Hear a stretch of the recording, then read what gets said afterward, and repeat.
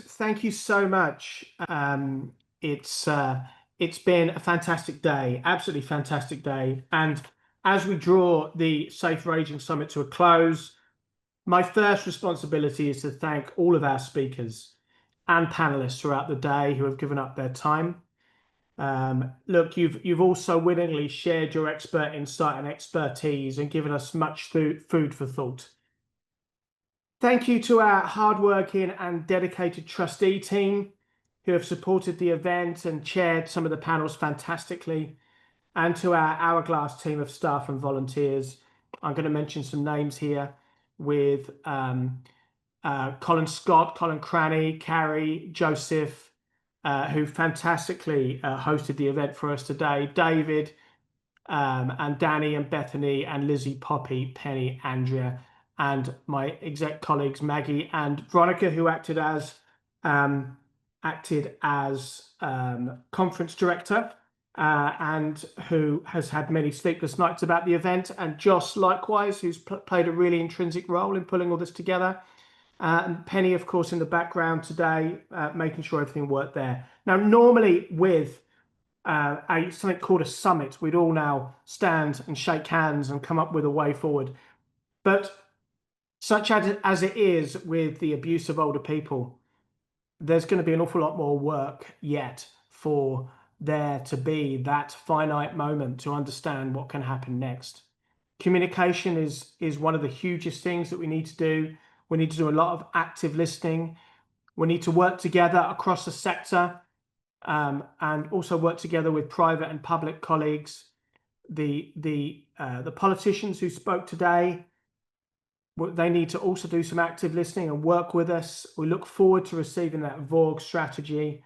And I think that what we all have learned from today's session is that the abuse of older people is a many-faceted problem, and there will be many facets of solutions or recovery, whatever that means to the individuals involved.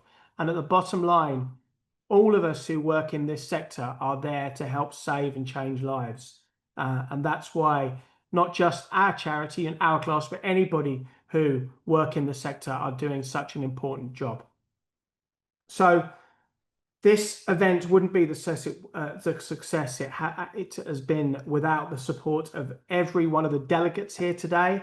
Now, at one point, we had over 200 people joining us today, which meant the event was sold out, which I'm absolutely blown away by. Thank you so much to everybody. And your support strengthens our cause, and you are all champions for safer aging. So please make sure you just sign that oath for us and make sure it's all crystal clear. There's also going to be a form for you to fill in, so that you can reflect on what you've heard today, and then perhaps give us some insights into what might make a future conference or conferences better for us. Now, this was never meant to be just another conference, though. It was designed as a call to action to commit to a future where older people can live free from harm and abuse, neglect and exploitation, and where aging is recognized as a stage of life that deserves that safety, respect and dignity. Thank you all for joining us on that journey. We really appreciate it more than you can imagine. You will all shortly receive a short evaluation survey, and we would absolutely appreciate your feedback and thoughts. I know it's been a long day, but 3 more minutes would be brilliant. And as we leave this virtual space and return to our lives with families and loved ones, please reflect on the day.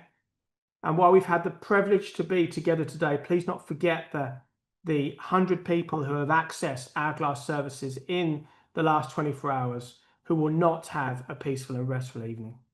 That's something that we all need to reflect on. So I wish you all thank you, and look forward to seeing you all again soon. Thank you, everybody.